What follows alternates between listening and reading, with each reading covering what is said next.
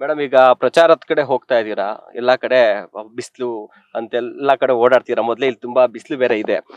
ಇದ್ರ ಮಧ್ಯದಲ್ಲಿ ಈಗ ಏನ್ ಎಲ್ಲಾ ಕಡೆ ಪ್ರಚಾರ ಮಾಡ್ತಾ ಇದ್ರಲ್ಲ ಮೇಡಮ್, ಇದ್ರಲ್ಲಿ ಈಗ ಮೊದಲನೇ ಬಾರಿ ತಾವ್ ಎಲೆಕ್ಷನ್ ನಿಂತಿರುವಂತದ್ದು.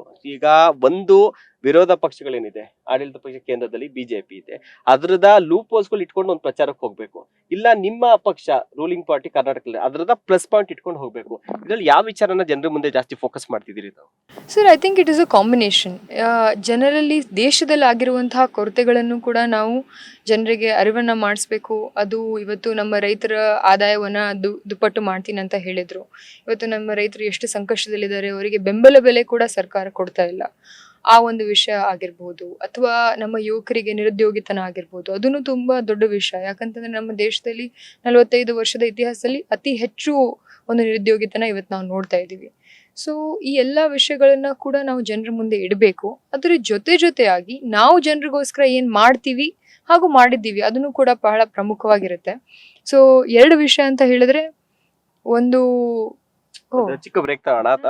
ಸಂಯುಕ್ತ ಪಾಟೀಲ್ ಅವ್ರಿಗೆ ಯಾವ ರೀತಿ ಬೆಂಬಲ ಸಿಗ್ತಿದೆ ಅಂತಂದ್ರೆ, ಇಲ್ಲಿ ಈಗ ಒಬ್ರು ಹೋಗ್ತಾ ಇದೀವಿ ನಾವು, ಕಾರಲ್ಲಿ ಹೋಗ್ತಾ ಇದೀವಿ. ಆ ಟೈಮಲ್ಲೇನೆ ನೋಡಿ ಬಂದಿದ್ದಾರೆ ಅವರ ಅಭಿಮಾನಿಗಳು ಇಲ್ಲಿ. ಏನ್ ಸರ್ ಇದು? ಏನ್ ಸರ್ ಇದು? ಇದು ಊಟ. Okay okay. ಏನ್ ಮೇಡಮ್ ಅವ್ರಿಗೆ ಮನೆಯಿಂದ ಸ್ಪೆಷಲ್ ಆಗಿ ಮಾಡಿಸ್ಕೊಂಡ್ ಬಂದಿದ್ದೀರಾ? ಸರ್ ನಮಗೂ ಕೊಡ್ತಾ ಇದ್ದೀರಾ? Okay, thank you. ನಾವು ಒಟ್ಟು ನಿಲ್ಸ್ಬೇಕಾಗಿತ್ತು. ತಾಳಿ. Okay, done. Thank you. ಕೊಡಿ.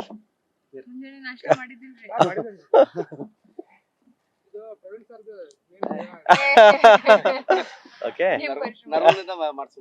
ನರಗುಂದಿಂದ ಮಾಡಿಸ್ಕೊಂಡ್ ಬಂದಿದ್ದೀರಾ?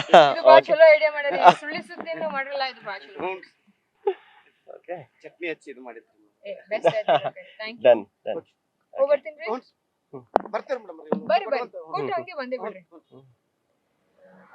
ಸೊ ನಾನು ಆಲ್ರೆಡಿ ಆಗ್ಲೇ ಹೇಳ್ತಾ ಇದ್ದೆ, ತುಂಬಾ ಒಂದು ಜನ ಬೆಂಬಲ ಅಂತೇಳಿ. ಇವೆಲ್ಲವೂ ಕೂಡ ಯಾವ್ದು ಆರ್ಟಿಫಿಷಿಯಲ್ ಅಲ್ಲ, ಅವರ ಅಭಿಮಾನದಿಂದ ಬರುವಂತದ್ದು. ನೋಡಿ, ಹೋಗ್ತಾ ಇದ್ದ ಗಾಡಿನ ಅಡ್ಡ ಹಾಕಿ ಮೇಡಮ್ಗೆ ಊಟ, ನಮಗೂ ಕೂಡ ಮೇಡಮ್ ಜೊತೆಗೆ ನಮಗೂ ಕೂಡ ಊಟ ಕೊಟ್ಟಿದ್ದಾರೆ. ಇದು ಒಂದು ಅಭಿಮಾನ. ಮೇಡಮ್ ಏನ್ ಹೇಳ್ತೀರಾ? ಈ ತರ ಅಭಿಮಾನ ನಿಮ್ಗೆ ಸಾಕಷ್ಟು, ಯಾಕಂದ್ರೆ ಇದ್ರ ಜೊತೆಗೆ ಇನ್ನೊಂದು, ನಾನೇ ಒಂದು ವಿಡಿಯೋಸ್ ನೋಡ್ತಾ ಇದ್ದೆ, ನೀವು ಮನೆಗೆ ಹೋದ್ರೆ ಅವ್ರ ಮನೆ ಮಗಳು ಬಂದಿರೋ ರೀತಿನಲ್ಲಿ ತಮ್ಗೆ ವೆಲ್ಕಮ್ ಮಾಡಿ ಅರ್ಶನ ಕುಂಕುಮ ಬಾಗನೆಲ್ಲ ಕೊಟ್ಟಿದ್ರು.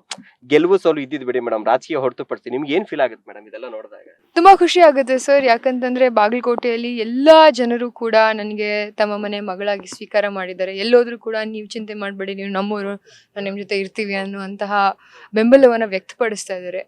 ವಿಶೇಷವಾಗಿ ನಮ್ಮ ಕಾಂಗ್ರೆಸ್ ಪಕ್ಷದ ಕಾರ್ಯಕರ್ತರು ನೋಡ್ರಿ ಎಷ್ಟು ಹುಮ್ಮಸ್ಸಿಂದ ಅವರು ಇವತ್ತು ಸೇವೆಯನ್ನ ಮಾಡ್ತಾ ಇದ್ದಾರೆ. ನಮ್ಮ ಉತ್ತರ ಕರ್ನಾಟಕದಲ್ಲಿ ನಾವು ಯಾವತ್ತಿದ್ರೂ ಕೂಡ ಎಲ್ಲರಿಗೂ ಕೂಡ ಬಹಳ ಸಂತೋಷದಿಂದ ಇಡೋದು. ಯಾರು ಎಲ್ಲಿ ಬಂದ್ರೂ ಕೂಡ ನಮ್ಮ ಮನೆಯಲ್ಲಿ ಊಟ ಕಡಿಮೆ ಬಿಡಲ್ಲ. ಉತ್ತರ ಕರ್ನಾಟಕದಲ್ಲಿ ನೀವು ಯಾರ ಮನೆಗೆ ಹೋದ್ರೂ ಕೂಡ, ನೀವು ಯಾರೇ ಇದ್ರೂ ಕೂಡ ನಿಮ್ಗೆ ಊಟ ಕೊಡುವಂತ ಒಂದು ಸಂಪ್ರದಾಯ ನಮ್ದು. ಸೊ ಅದಕ್ಕಾಗಿ ನಮ್ಗೆ ತುಂಬಾ ಖುಷಿ ಆಗ್ತಾ ಇದೆ ಸರ್. ಐ ಫೀಲ್ ಲೈಕ್ ನಮ್ಮ ಜನರು ಅವ್ರು ಮಾಡ್ತಾ ಇರುವಂತಹ ಪರಿಶ್ರಮ, ಅವರು ಕೊಡ್ತಾ ಇರುವಂತಹ ಪ್ರೀತಿ, ಇದೆಲ್ಲದಕ್ಕೂ ಕೂಡ ನಾನು ಬಹಳ ಚಿರಋಣಿಯಾಗಿರ್ತೀನಿ.